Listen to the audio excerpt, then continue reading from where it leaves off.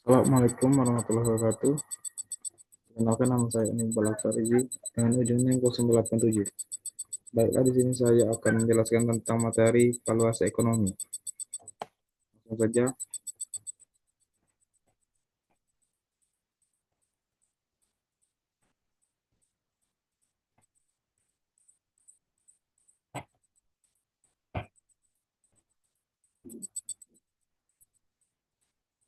valuasi ekonomi adalah proses penting untuk memberikan nilai moneter atau uang secara kuantitatif kepada seluruh barang dan jasa yang dihasilkan oleh sumber daya alam dan lingkungan di wilayah pesisir dan laut, termasuk manfaat yang tidak memiliki harga pasar. Tujuan adalah untuk mengidentifikasi total economic value atau TEV yang mencakup nilai guna langsung seperti hasil perikanan dan pariwisata, nilai guna tidak langsung seperti pelindungan pantai oleh terumbu karang dan mangrove, serta nilai bukan guna seperti nilai keberadaan dan warisan, sehingga memiliki kekayaan laut dipertimbangkan secara penuh dan komprehensif dalam sebuah proses perencanaan, pembangunan, dan pengambilan keputusan kebijakan. Selanjutnya, mengapa valuasi ekonomi itu penting? Seringkali nilai ekonomi sumber daya laut, selain perikanan tangkap atau terumbu karang, terabaikan dalam pengambilan keputusan pembangunan. Valuasi memberikan nilai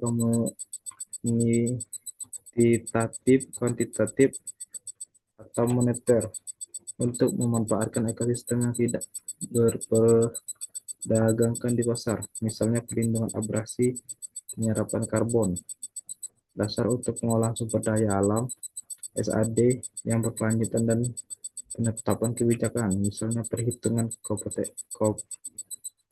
kompensasi kerusakan, penetapan tarif, atau zonasi.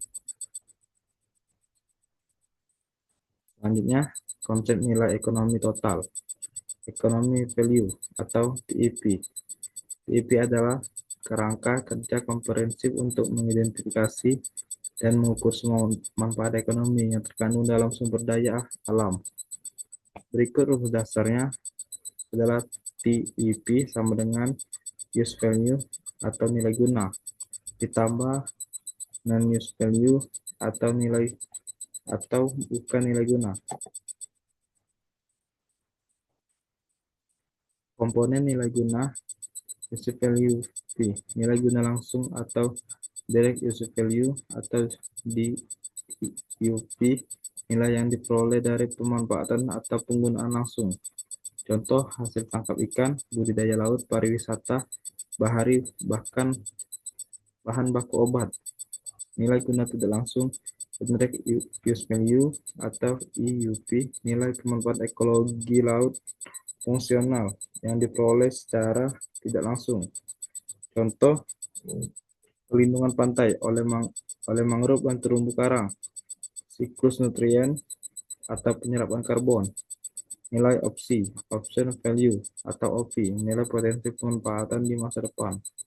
Contoh nilai potensi biota laut sebagai sumber bahan baku farmasi atau bioteknologi yang belum dieksplorasi.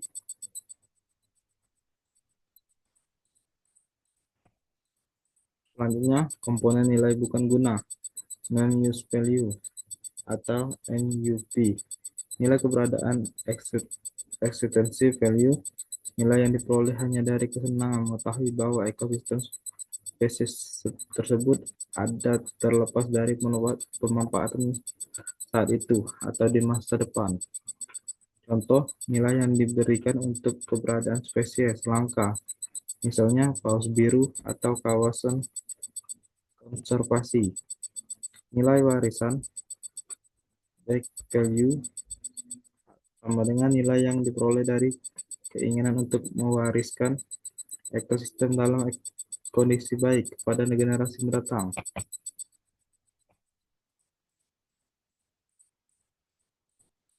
Dan selanjutnya ada 5 metode untuk untuk policy ekonomi, tapi yang sering digunakan cuma tiga. Yang pertama, metode harga pasar atau marketplace price digunakan untuk mengukur di UV atau nilai guna langsung yang memiliki harga pasar. Pendekatan produktivitas, product function, menghitung nilai output pasar, misalnya hasil perikanan, dikurangi biaya produksi atau menghitung rent ekonomi, keuntungan bersih. Contoh menghitung keuntungan bersih nelayan per tahun. Yang kedua, ada metode biaya perjalanan, travel cost method, digunakan untuk menilai kawasan rekreasi yang tidak memiliki tiket masuk atau harga tidak mencerminkan nilai kebenarannya. Misalnya pantai, taman laut. Nilai ditentukan berdasarkan biaya yang dikeluarkan pengunjung untuk sampai ke lokasi transportasi, waktu akomodasi, dan lain-lain.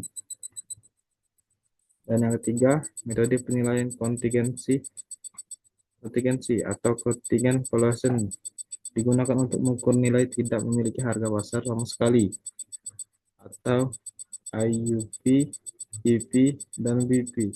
Dilakukan dengan membuat pasar hipotetik atau survei dan menanyakan kepada responden kesiapan membayar wells to pay, jumlah uang maksimum yang disediakan dibayarkan untuk mendapatkan atau memperoleh suatu manfaat, kesiapan menerima kompensasi, waktu accept, jumlah minimum yang bersedia diterima sebagai kompensasi hilangnya manfaat atau sumber daya.